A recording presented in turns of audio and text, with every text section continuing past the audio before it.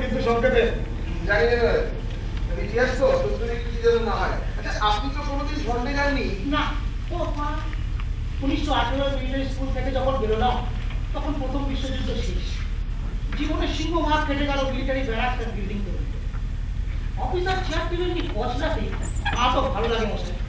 অথচ আমি lieutenant colonel, অবশেষে হঠাৎ প্রমোশন, ডাক করলে ওপরওয়ালা মেজর জেনারেল খাওয়া বেড়ে পড়ে। 1942 সালের 17 সেপ্টেম্বর আপনার বদলি অর্ডার হয়েছে। বাহ, গুড বয়। ওভারসিজ অ্যাসাইনমেন্ট পেয়ে আমি তখন নাচছি। কিন্তু সবার বেলা আমাকে আচার বললেন, সহকর্মীদের বিভ্রান্ত করতে এই চিঠি, তার কারণ ব্যাপারটা চরম গোপনীয়। তারপর যখন শুনলাম যুদ্ধ সচিব হেনরি সিম্পসন নিজের হাতে চুজ করেছে and the president has signed the order already, তো আমার আর কিছু করার ছিল না। ম্যানহাটন প্রজেক্টের ব্যাপারটা তখন জানতেন? গুরুত্বপূর্ণ কাজ বলে জানতাম। পরে প্রজেক্টের দায়িত্ব নিয়ে সবকটা সেন্টার সরে ফিরে দেখে নিলাম, কিছুটা বুঝলাম, কিছুটা আন্দাজ করলাম, বাকিটা সময় হাতে ছেড়ে দিলাম। তাছাড়া বিজ্ঞান নিয়ে বেশি মাথা ঘামাবার দরকার ছিল না। আমার কাজ ছিল বিজ্ঞানীরা যাতে ঠিকঠাক বোমাটা বানাতে পারে আর ফাঁকিবাজি না করে বোমাটা বানায় সেটাই দেখ। তাই কি স্যার গঠন কেন্দ্র গলিতে গলিতে আপনি হেঁকে বেড়াতেন, লক্ষ্যে তো না আর কি, একটু হালকা দিয়ে চোখি সাইন্টিস্টটা নিজের মতো চলবে। সাইন্টিস্টরা আপনার রথের চাকর নাকি? না, তা নয়, ওরা নিজেদের বেশি বুদ্ধিমান মনে করতো না।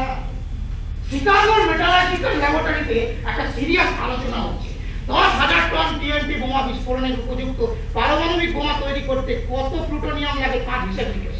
আমি ক্যাচ করে একজনকে চেপে ধরলো, বললাম, এই অঙ্কে ভুল হচ্ছে, ক্যাচ বেলুন চুপসিয়ে কিসমিস।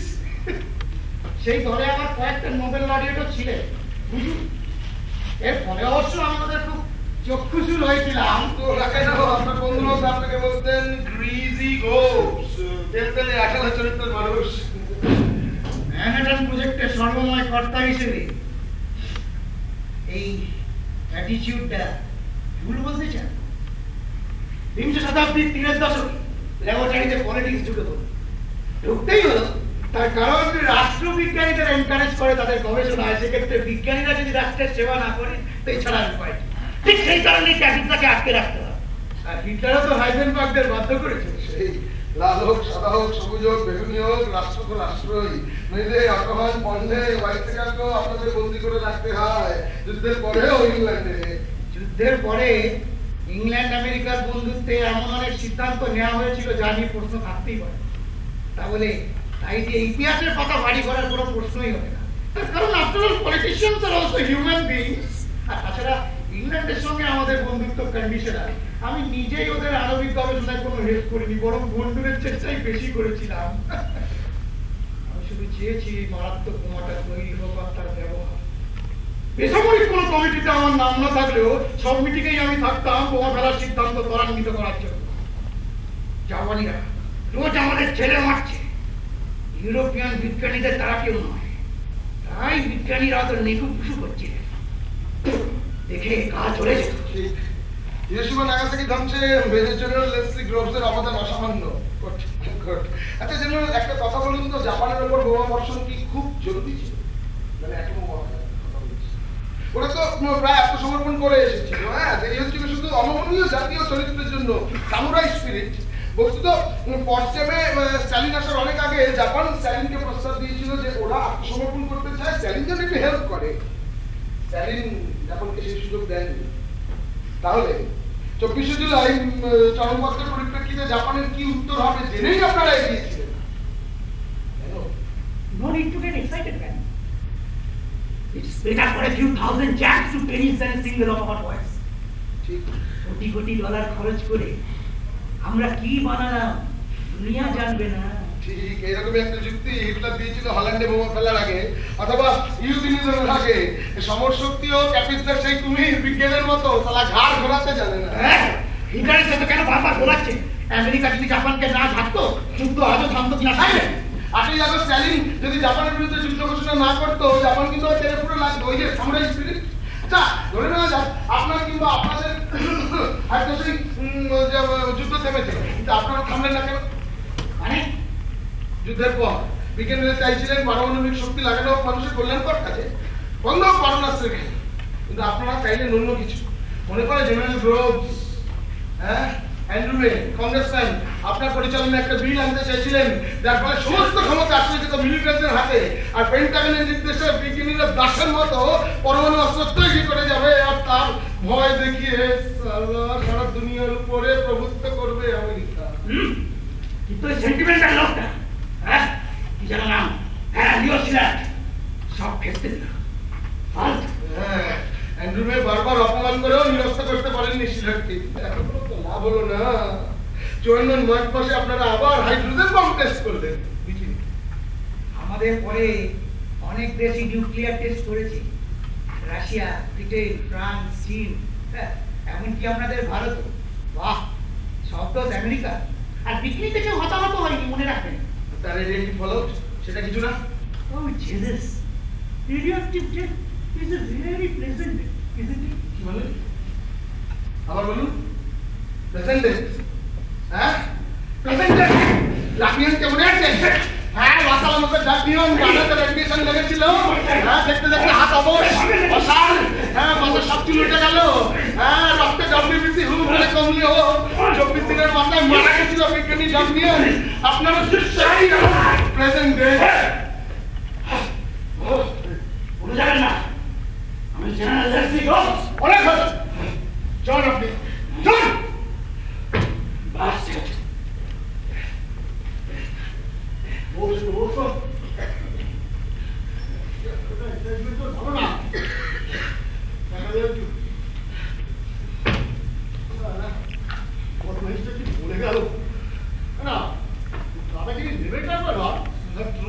ছায়া আসলে রাষ্ট্র যা সেবা করা মানুষের বিধাতা নির্দিষ্ট কর্তব্য, আর এই সেবা করতে করতেই মানুষের মন থাকে না, হৃদয় থাকে না, হাত পা গুলো সব রাষ্ট্রের দখলে, মগজটাও রাষ্ট্রের। আর তারপর যখন ঘোর কাটে শটান নাচে পড়ে মেঝেতে, সবকিছু দশটা ছেড়ে যায়। আর কথা বলছিস বলতো, মনে হলে ভাই যাচ্ছে একটা দেখ। Major Claude Italy, major Italy ছিলেন অসাধারণ পাইলট, একালে অনেক বোমাবাজি করেছে, কিন্তু পলিটিক্সের সাথে কি একটা ঝামেলা ছিল, তাই টিবেটস ওকে কায়দা করে হিরোশিমা অভিযান থেকে বাদ দিয়েছিল। বরং অন্য দুটো B-29 এর একটা পাইলট ছিল ইতালি, তার কাজ ছিল হিরোশিমার অথেন্টিক ওয়েদার রিপোর্ট, মানে বোমা পড়ার পরে হিরোশিমার অবস্থা কি হয় তা দেখা। ইতালি ছবি তুলেছিল মৃত্যুর, ধ্বংসের, যন্ত্রণার। তাহলে এবারে মেজর ইতালি না, তাকে আর যন্ত্রণা দিয়ে লাভ নেই, তার চেয়ে বরং মিসেস ইতালিকে দেখিনি। বেশ, ডাকো। Mrs Italy!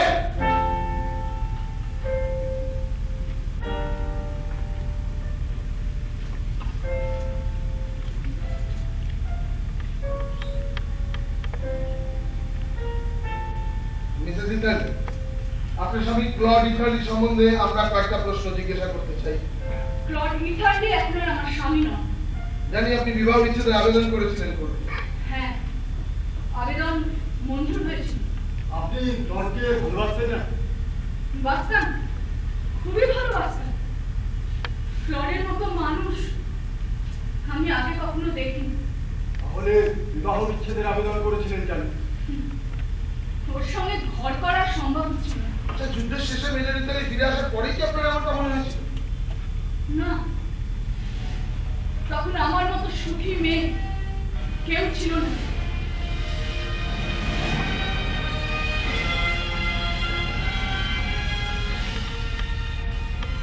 ক্লড হিরো হয়ে ফিরেছিল। টেক্সাসের গ্রেশন শহরে বিয়ের উপহার পেয়েছিল ক্লড। শোভাযাত্রা, ব্যান্ড, পতাকা, মঙ্গলসূত্র, মেয়রের বক্তৃতা, এসবের কিছু বাদ যায়নি সেদিন। কিন্তু ক্লড বলুন। অভ্যর্থনার অনুষ্ঠান শেষ হওয়ার আগে ক্লড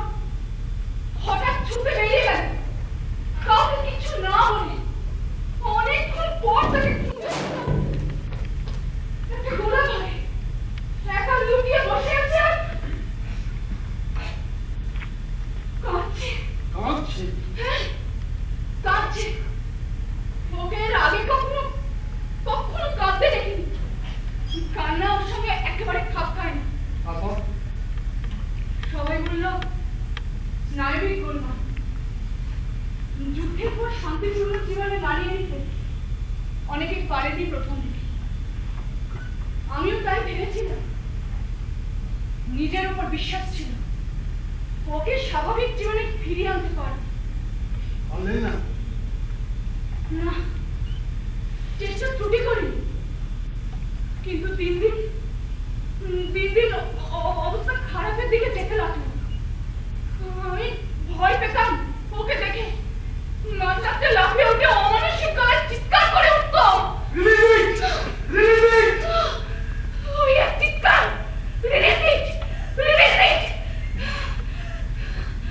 তারপর কয়েক মুহূর্ত ঘর মত শরীরে কাঁপত, যেন নরক দেখছে। তারপর আবার চিৎকার করে উঠত,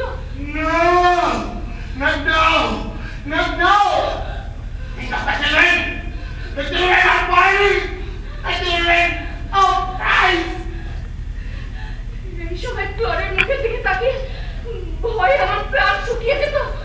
সমস্ত মুখ যন্ত্রণার ভয়ে এবং বিকৃত হয়ে উঠত। ওকে চিনতে পারতাম না, কথা বলে শুনতে পেত না, সারাটা শরীর কাঁপত।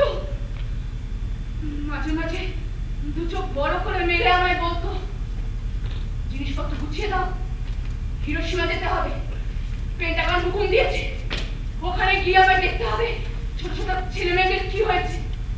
They want me to go to Hiroshima, the Pentagon. They want me to see what happens to the children there. I don't want to go, but see, it's an order. See, it's an order. কাল্পনিক ভয় ওকে কুড়ে কুড়ে খাচ্ছিল। পালাতে চেষ্টা করত, police দেখলেই লুকোত। Police কেন, ইউনিফর্ম পরা যে কোনো লোক, এমনকি পোস্টম্যান দেখলেও লুকোত। You must go after me! Must go after man! He is after me! অসম্ভব হয়ে উঠেছিল, পাগল হয়ে যাচ্ছিল, বদম হয়ে যাচ্ছিল, অসম্ভব হয়ে উঠেছিল ওর সঙ্গে ঘর করা।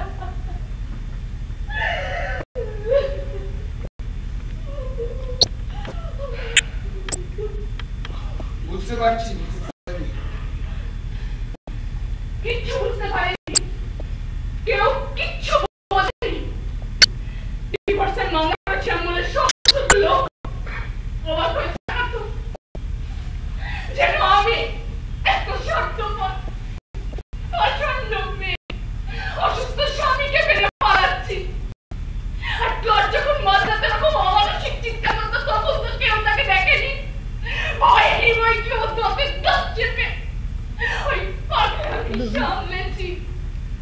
ওদের কাউকে তো সামলাতে হয়নি, ওরা বুঝবে কি করে?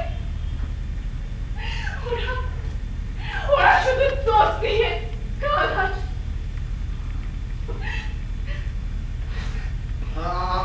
আমরা আপনাকে দোষ দিচ্ছি না, বিশেষ করুন। আমি দুঃখিত, কিছু মনে করবেন না।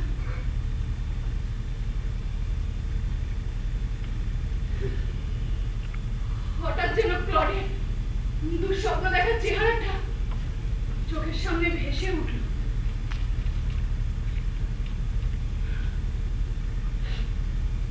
আর কি জানতে চান বলুন? তাহলে বিবাহ বিচ্ছেদের পর ক্লড কি করলো যদি বলতেন? এক কথায় বলা যায় ভেসে চল। গ্রেশান শহর ছেড়ে চলে গেল টেক্সাসের এক খামারে কৃষি মজুরের কাজ নিয়ে। ওখানেও প্রায় নাকি বলতো ওকে জাপানে পাঠানো হবে, হিরোশিমার নাগাসাকি ধ্বংসের হিসেব নিতে। কিছুদিন ভালো থাকতো জানেন, আবার কিছুদিন বদ্ধ উন্মাদের মতো হয়ে যেত। ওয়াকো মিলিটারি হসপিটালের ডাক্তারেরা পরীক্ষা করে বললেন এক্সট্রিম নার্ভাস ডিপ্রেশন। তখন গভর্নমেন্ট থেকে পেনশনের ব্যবস্থা করে দেওয়া হয়। কত টাকা? বেশি না, মাসে $237। কিন্তু বেশি কমে কি এসে যায় বলুন? কেন? ও তো খুনের দক্ষিণ। Premium for murder. Yeah, that's what it is. Premium for murder. For what? We did to those Japanese cities and those Japanese children. তারপর ধরা পড়ল চুরি করতে গিয়ে। হাতে নাতে ধরা পড়ল ক্লড। চুরি? হ্যাঁ, চুরি। অস্বীকার করেনি একবার, বরং অনেক চুরির কথা স্বীকার করল, যা আগে ধরা পড়ে। কি চুরি? এমনি ছোটখাটো ছিচকে চুরি, দোকানে অফিসে ঢুকে ছোটখাটো চুরি। আর এই সমস্ত সময়টা ওর ব্যাংকের অ্যাকাউন্টে $237 করে জমা হয়েছে। 1 সেন্টও ছোঁয়নি তার। চুরি করতো কি টাকার জন্য? মনস্তাত্ত্বিক ডাক্তাররা বলেছিলেন শাস্তি পাওয়ার জন্য, হিরোশিমা অপরাধের জন্য শাস্তি খুঁজত।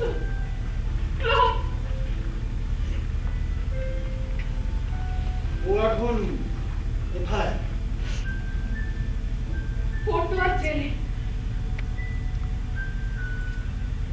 মানচিত্র থেকে হিরোশিমা নাগাসাকি মুছে ফেলতে বেশিক্ষণ লাগেনি। ঘরের মন থেকে মুছে ফেলতে কতক্ষণ লাগবে কে জানে।